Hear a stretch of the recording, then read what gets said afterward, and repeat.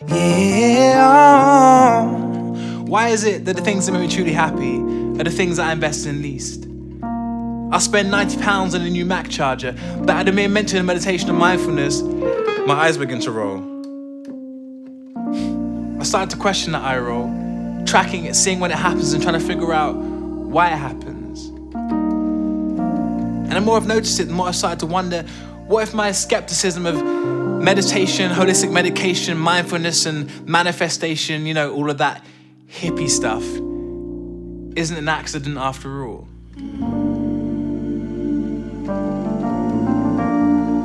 Our whole economy is built upon our reliance of products, and so it's in the best interest of that economy for us to want or feel like we need things, to have a certain lifestyle, to look a certain way, or to achieve the state the product promises, happiness. Even doctors half listen and just hand us prescriptions so we can numb what we're missing whilst paying back to the system. It's depressing. So they prescribe me antidepressants. Imagine if tomorrow everybody was content, happy and satisfied without needing to buy a single thing. Imagine how bad that would be for the economy.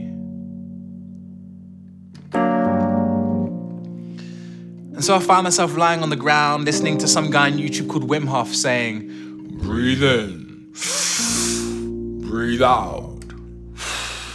And the internal struggle between my wellness and my conditioning begins. As I reach the end of the third round of breath holds, my fingers start to tingle, my ears begin to ring, and I feel a sense of calm and peace like nothing I've ever felt before.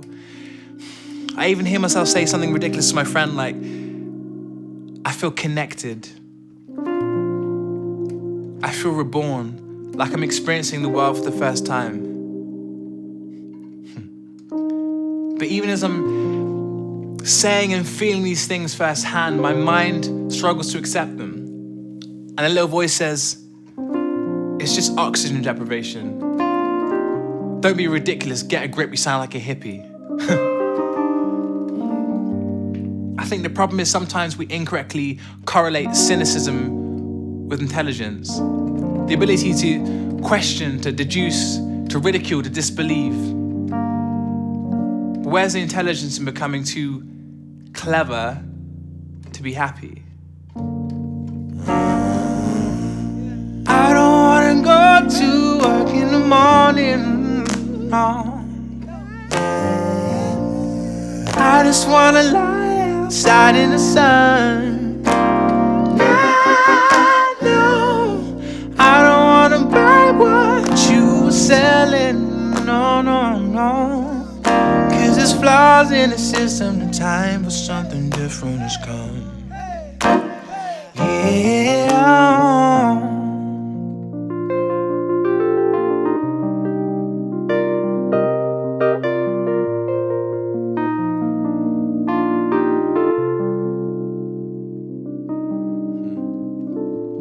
A few years ago, I was in LA and I had the worst migraine for 10 straight weeks. And so eventually I went to a doctor, they prescribed me some pretty heavy pills. The pills didn't work, and so they recommended I went for an MRI. And I was pretty worried that maybe I had a brain tumor or something like that, so I paid $400 for this MRI. Luckily it came back clear, but still I was left with these awful migraines. And so a few weeks later, I found myself in an acupuncturist office in Koreatown with some guy talking to me about my meridian lines, imbalances, and why I needed to eat more radishes. And I was rolling my eyes off. He pricked my body with lots of different needles and did some sort of weird cupping thing to my temples and gave me the most disgusting drink I've ever tasted. And then I left. I felt pretty stupid for even going, to be honest, but a few days later, the migraines were gone. It was a real eye-opening moment for me, and I started to look at what other people were doing, what other alternative methods people were doing just for their health, for their mental health, or just for their daily routines in general. Because I feel like I and we as a society are addicted to quick fixes. The world moves so fast, and so if you're ill, there's a pill for that. You're sad, there's a pill for that. You can't sleep, there's a pill for that. And if it's not pills, it's shoes, clothes, tech, makeup, drugs, alcohol. And I feel like a lot of the things we turn to feel better are quick, temporary fixes, short happiness spikes, and then we need it again and again and again and again and again. It's a constant cycle, and the crazy thing is, a lot of these things are designed with that cycle in mind. It's also why there's always a new thing out, why things don't last, why things fray and break, and there's a new attachment, a new incompatible attachment, a new charger, a new fast fashion, and why we're encouraged to upgrade and to get the latest and the new this and the new that. Because why would a company make something that makes us feel good and satisfies us forever? Because we'll just buy it once.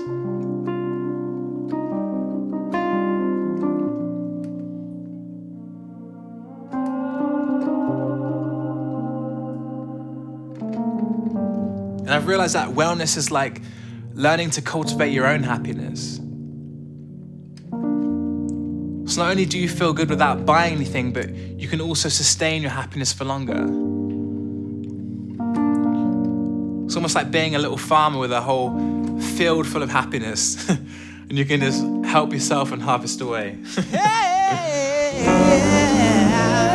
I don't wanna go to work in the morning. I just wanna lie outside in the sun. I don't wanna buy what you were selling. No, no, no.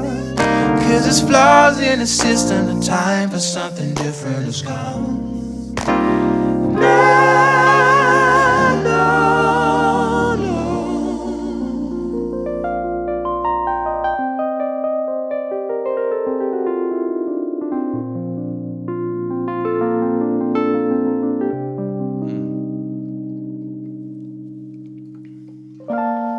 I feel like this conversation is one of the most important conversations. The consumer economy not only makes us feel bad about ourselves to encourage higher consumption, but that higher consumption leads to higher waste, and higher waste destroys the planet. And so we're all running around trying to feel better, buying things, and then making the world a worse place to live. And the crazy thing is, a lot of the people who consume the least are often the people who are most affected. And so it becomes not just a conversation about consumerism and wellness, but also about race, poverty, and the planet. But if we can cultivate our own happiness without buying anything, then not only do we increase our own quality of life, but we help other people and the planet, which is pretty crazy.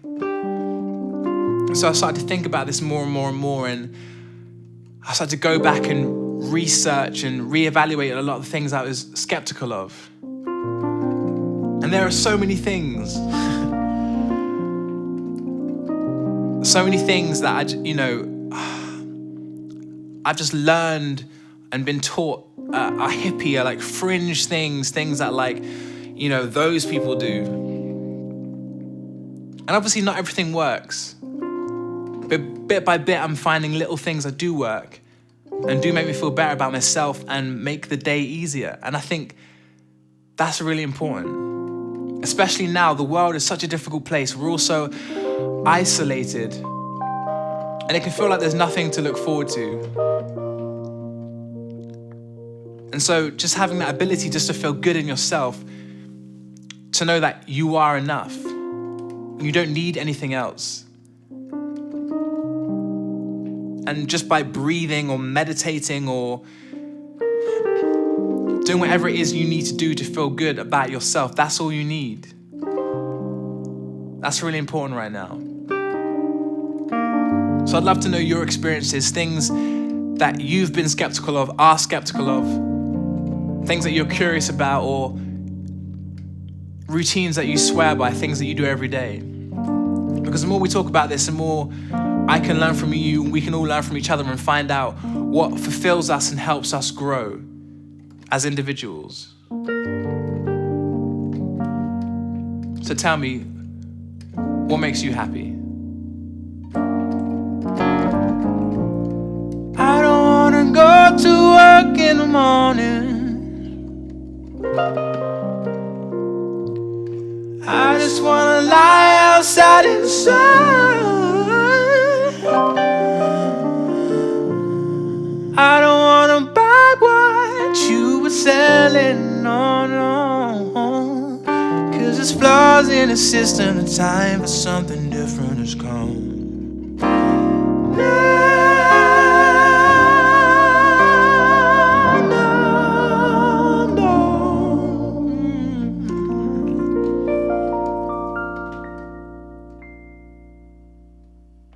There's no key there.